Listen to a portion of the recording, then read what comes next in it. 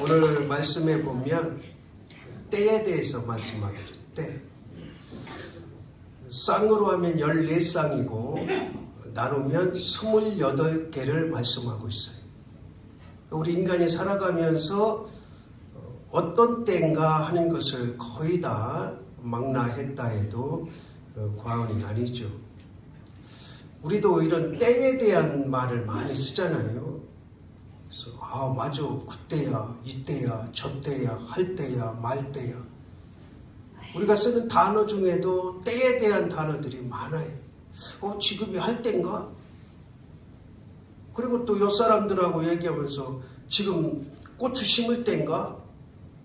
논 맬 때인가? 요즘에 논은 안 매죠? 이렇게 해서 서로 때에 대한 얘기들도 서로 나누고 묻고 그러잖아요.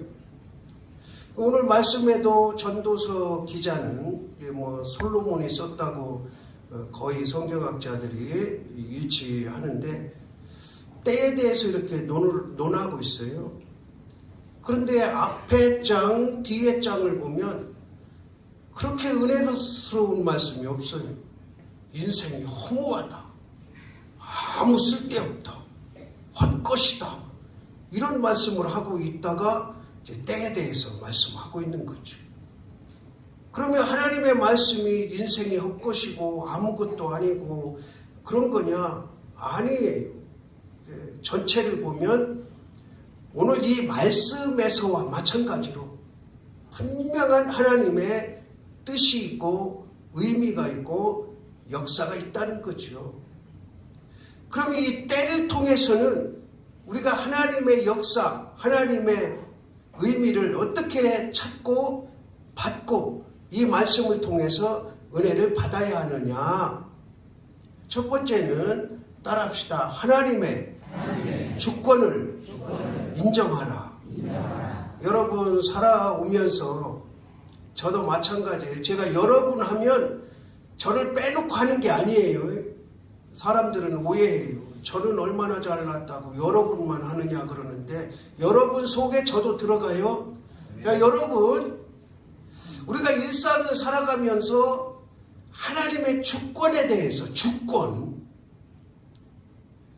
얼마나 심각하게 생각하며 얼마나 그것을 의미 있게 받아들이며 우리의 삶 속에서 얼마나 그것을 적용시키는가 문제예요. 우리가 만약에 하나님의 주권을 온전히 인정하고 산다면 저와 여러분의 삶이 지구와 같아서는 안 되는 거죠. 그런데 많은 사람들이 순간순간 이런 때 저런 때 하나님의 주권을 인정하긴 해요. 그런데 우리의 일상 속에서 믿음 생활 속에서 과연 하나님의 주권을 얼마나 인정하고 살아가느냐. 참 힘든 일이죠. 우리가 일상 속에서 늘 하나님의 주권을 염두에 두고 머리에 두고 생각하고 마음속에 담고 그것을 행동으로 옮긴다는 것 보통 어려운 일이 아니에요. 그러나 중요한 것은 우리가 일상이 그렇지는 못하더라도 어떤 사건 앞에 어떤 문제 앞에 어떤 좋은 일 앞에 얼마나 하나님의 주권을 인정하느냐 하는 것은 다른 문제예요. 이것마저 없다면 우리는 하나님을 아버지라 부르는 것이 진정으로 하나님이 받으실 만한 부름이 아니라는 거죠. 하나님의 주권은 역사를 주관하시기도 하지만 역사, 이 창조 때부터 지금까지 역사도 주관하시지만 우리 개개인의 문제에도 주권을 가지고 계신 분임을 믿으시기 바랍니다. 제가 송구 영신 예배 때마다 드리는 설교 말씀 있잖아요. 왜 송구 영신 예배를 드려야 되느냐? 왜 세상이 만든 달력, 태양력을 따르는 그 송구영신 예배를 왜 드려야 되느냐? 그거 신앙적이지 않은 거 아니냐? 그렇게 반문할 사람도 있고 반문하는 사람도 있어요. 근데 분명한 것은 역사의 주인이 하나님이시기 때문에 우리는 한순간 한순간 하나님께 예배를 올려드리는 거예요. 제가 늘 말씀드리잖아요. 기원 전이 있고 기원 후가 있다. 지난번에 우스갯소리로 잠깐 말씀드렸는데 어느 연예인이 그 사건은 2700년 전에 일어났어. 그러니까 뭐 꼭 2700년은 아니에요. 어쨌든 2025년은 전이야. 그러니까 이 연예인이 얼마나 무식한지. 그래서 저는 연예인도 좀 기본적인 시험을 치러야 된다고 생각을 해요. 아니 지금 2025년인데 어떻게 2700년이 있냐고 그렇게 질문을 하더라니까요. 근데 이게 농담 질문이 아니요. 의아한 거야. 지금 2025년인데 그 사람은 2700년 전에 일이 있었다니까. 그러니까 그 사람이 그러더라고요. 기원 전이라는 게 있어. 그러니까 세상 사람들은 기원 전, 기원 후 그걸 약자를 B, C, A, D 그렇게 불러요. 그래서 BC, AD. BC가 뭐라고 그랬어요? 우리 광희 크게 해봐. 다 듣게.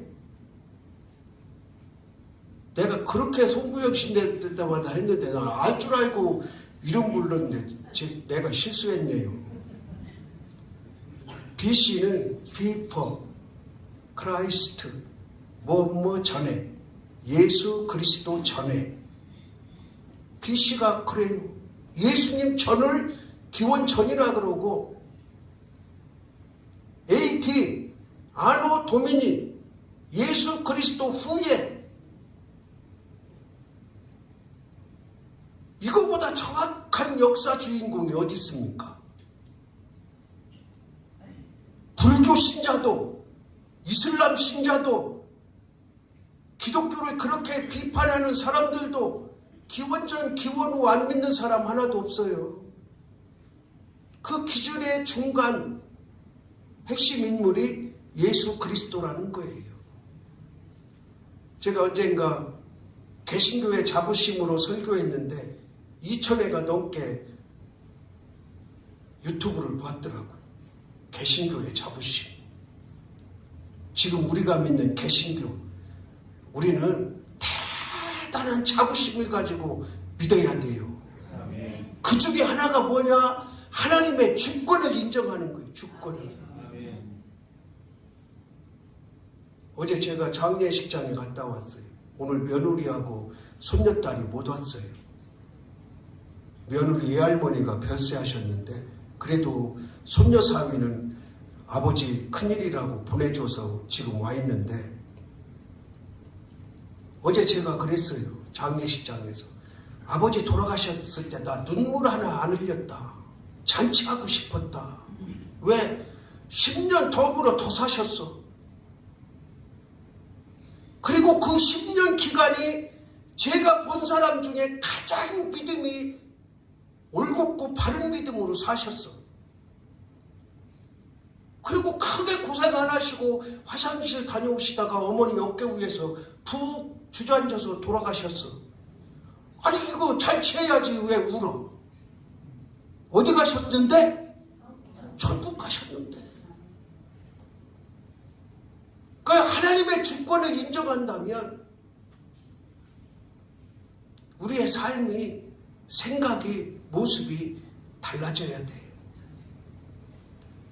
제 개인도 여러분의 개인도 이 교회의 역사도 이 나라의 역사도 우주 만물의 역사도 하나님의 주권하에 있는 줄 믿으시기 바랍니다. 그것을 믿고 인정하고 나간다면 우리의 믿음 생활은 달라질 수 있는 거죠. 그 다음에 두 번째로 오늘 말씀을 통해서 우리가 꼭 기억해야 될 것은 따라합시다. 성취의 때가 있다. 성취라는 것은 꼭 성공만은 아니에요. 꼭 좋은 일만은 아니에요. 성취라는 것은 지금 내가 언제 죽을지 모르는 것도 죽는 것의 성취예요. 뭐 일찍 죽는다고 늦게 죽는다고 그런 차이는 있지만, 제가 아직 아들한테 유언을 안 했는데 오늘 아들 있는 김에 유언을 해야 되겠네. 나 죽으면 잔치해. 잔치하라고. 내가 60에 죽든 70에 죽든 80에 죽든 이유 없어. 잔치해. 그래서 야, 저 별난 목사 목회도 별나게 하더니 장례식도 별나게 하는구나 해서 좀 세상에 알려줘. 그리고 꽃하지 마. 꽃하지 말고 하얀 천 사서 거기다 그냥 하얀 천만 올려놔. 저는 우리 교인 누구 죽으면 그렇게 하라고 했는데 한 명도 안 죽었어요. 그렇다고 평신도는 그렇게 하면 안 되지. 그래도 이렇게 항존지 부모님이나 항존지 남편이나 아내나 죽으면 꽃하지 마. 여기 꽃집 하는 사람한테는 얻어 터질 일인데 꽃하지 말고 하얀 천을 그 장례식장 앞에 덮는 거 있잖아요. 꽃 덮는 거. 그거 막 이렇게 커다랗게 끊어. 교회에서 아주 끊어놔. 그리고 장례라면 그거를 갖다 딱 덮어줘. 그리고 거기다가 성경 하나 놓고 패 하나 놓고, 패는 왜? 이분이 권사였는지 집사였는지 장로였는지 목사였는지 알려야 되니까 패 하나 놓고 성경 하나 놓고 끝. 그리고 여기 옆에다가 국화송이 몇 송이 놓고 문상하라고 나눠주고. 나 죽으면 그렇게 해라. 얼마나 깔끔하고 깨끗하고 좋습니까? 여기 조용기 목사 좋아하는 사람 많을 텐데, 나는 그런 분이 좀 죽었을 때 막 체육관 이쪽에서 저쪽 끝까지 꽃으로 다 장식하고 왜 그래야 돼요? 그런 분이 좀 나 죽으면 꽃 하지 말고, 그러면 사람들이 기독교 장례, 개신교 장례는 저렇게 하는구나 좀 가르쳐 주실 텐데. 그러니까 성취라는 것은 뭔가 이루어지는 거예요. 그렇다고 우리가 세운 계획이 그대로 이루어질 수가 없잖아요. 그러니까 실패도 어쨌든 성취인 거예요. 그런데 그 모든 성취의 승패가 누구한테 달렸다? 하나님께 달렸다. 오늘 우리가 부른 찬양 가운데도 기도 들어주신 것 감사, 거절하신 것 감사, 그런 가사가 있잖아요. 그러니까 거절하신 것도 하나님의 성취하신 거예요. 우리가 지금 25년 동안 기적체험 기도회를 해왔는데 우리 성도 가운데 그런 분이 계실 거예요.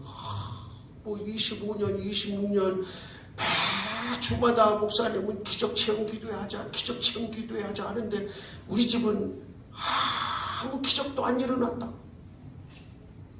아무 기적도 안 일어난 게 기적입니다.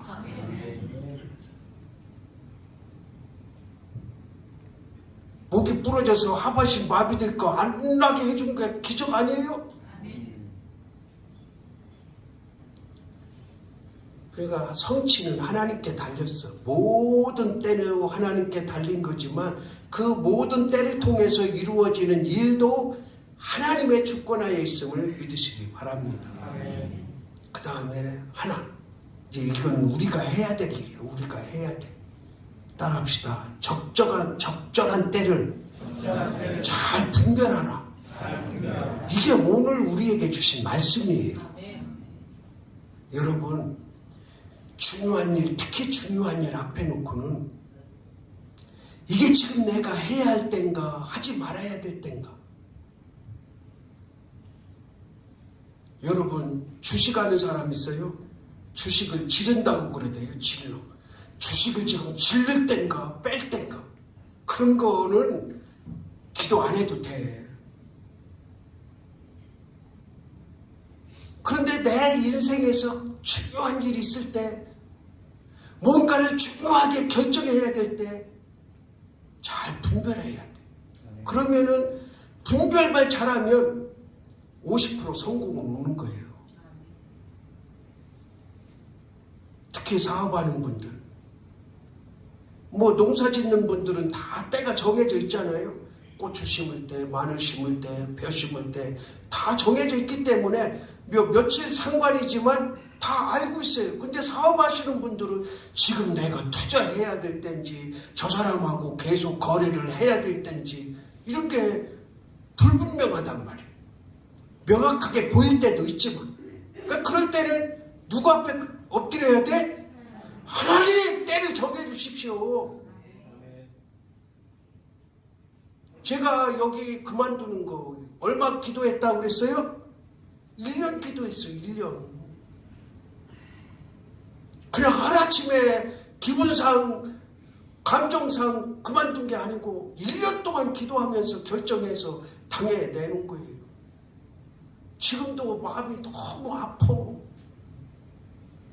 웃음이 없어. 웃음. 친구들하고도 잠깐 웃다가도 그냥 금방 돌아서면 슬퍼.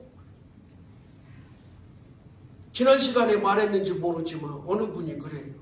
아주 요즘에 전화 받고 카톡 받느라고 정신이 하나도 없어. 어느 분이 전화해가지고 목사님 이사했어요. 했어. 뭐 맛있는 거 사갈까요? 선물 사갈까요? 그냥 와. 그 집이 좋다며요. 나는 좋은 집 한 번도 못 느껴봤어. 평생에 내 명의로 집을 처음 가져봐. 75에서 내 명의로 처음 집을 가져봐.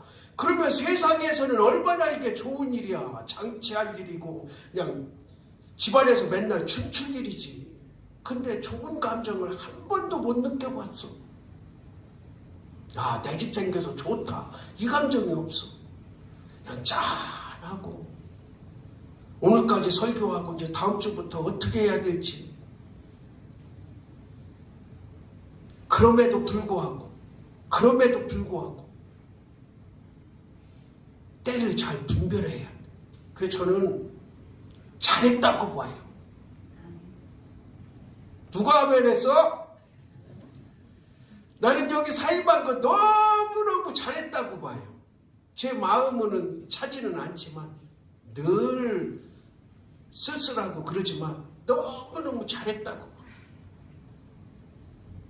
엊그제 모 장로님하고 깊은 교제를 가질 시간이 있었어요. 그러면서 이제 저한테 그래요. 목사님, 제가 전에부터도 목사님을 존경했지만 이번 건으로 인해서 목사님을 더욱 존경하게 됐습니다. 그래요.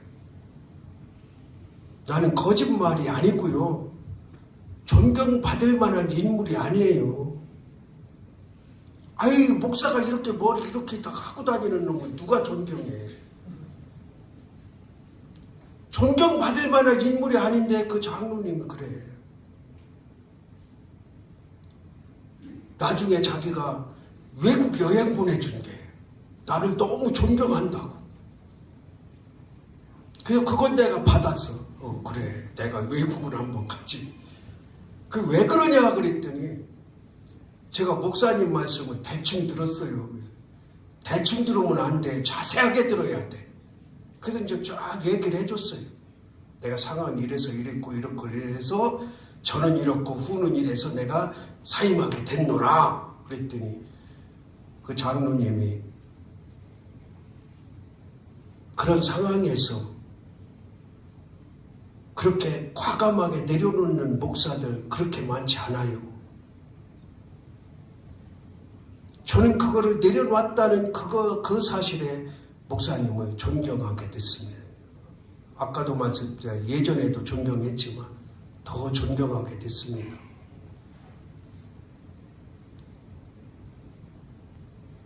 저는 잘했다고 봐요. 나는 하나님이 기뻐하시리라 생각합니다. 하늘에 가면 상급이 크리라 믿습니다. 그래서 사임하면 이제 대충대충 나는 살아도 지금 상급 쌓을 만큼 쌓았다고 봐요. 이거 하나님 앞에 죄송하지만 여러분한테 하는 얘기야. 그렇게 전도 열심히 했지, 지금까지. 목회 열심히 했지. 일도 잘 결정했지. 그러면 상급 있지 않겠습니까? 그리고 저는 지금도 늘 내 목숨은 내게 아니다. 누구 것이다? 하나님 것이다. 지금도 나는 순교하길 바래요. 일부러 가서 목을 내는 필요는 없지만, 예를 들어서 목사님 저기 어디 전도하러 갑시다. 그래요? 거기 상황이 어때? 가다가 길에서 전도하다가 잡히면 순교할지도 몰라요. 나 그러면 안 가. 난 그러진 않아요. 그 사람이 가자 그러면 그래. 순교 자리를 할지라도 나는 갈 거야. 그건 이제 상황이 되면. 지난번에 제가 그랬잖아요. 어느 목사님이 일주일에 3번을 투석을 한대. 목회하면서 투석을, 나보다 1살 많은 사람인데 그냥 친구로 지내. 그 전화가 와서 우리 집사람 안부를 묻는 거예요. 먼저 안부를 묻더니 사모님 성함이 뭐냐 그래서 뭐뭐다 그랬더니 왜 우리 집사람 여자 이름을 묻냐 그랬더니 내가 사모님을 위해서 기도하는데 이름을 몰라. 이름을 부르면서 기도해야 되는데 제가 얼마나 감동을 먹었겠어요. 그 한마디야, 그 한마디. 별로 친하지도 않아. 그런데 전화를 했는데 또 사모님 집사람 안부를 묻으면서 목사님은 건강하시죠? 그때까지 그런 얘기 한마디도 없었거든. 근데 지금 며칠 한 1년 전부터인가 얼마 전부터 일주일에 투석을 3번을 받는데 그 목회하면서 얼마나 힘들겠어. 나는 다른 거 앞뒤 따지지도 않고. 그래서 신장 구하냐 그랬더니 내 거 줄 테니까 나 한번 검사해보자.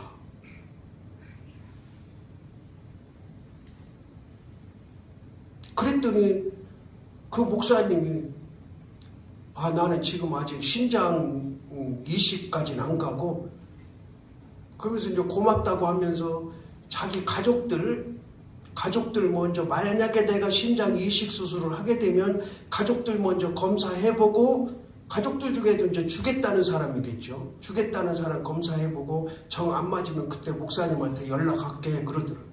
그때는 나 안 줘. 그때는 70 넘고 80 넘은데도 신장을 주나. 지금 내가 젊으니까 주는 거예요. 지금 봐도. 그러고 이제 웃고 말았는데. 저는 제 목숨이 내 거라고 생각 안 해요. 왜? 모든 시기의 분별은 내 목숨까지도 누가 가지고 계셔? 하나님이 가지고 계신 거지. 그러니까 분별을 하는 거예요. 분별을. 지금이 내 목숨을 버릴 때다. 과감하게 버려야지. 내가 가지고 있는 얼마 안 되는 재정을 하나님이 원하신다. 그럼 과감하게 드려야지. 분별을 잘해요. 분별을. 오늘 말씀을 통해서 저와 여러분, 하나님의 때를, 하나님이 정하신 때를, 내가 때를 정해놓고 하나님 이때 해주세요가 아니라, 하나님 제가 이거 하려고 하는데 하나님이 원하시는 때가 언제입니까? 이런 기도로, 이런 마음으로, 이런 믿음 생활로 바뀌는 은혜가 있기를 주님의 이름으로 바랍니다.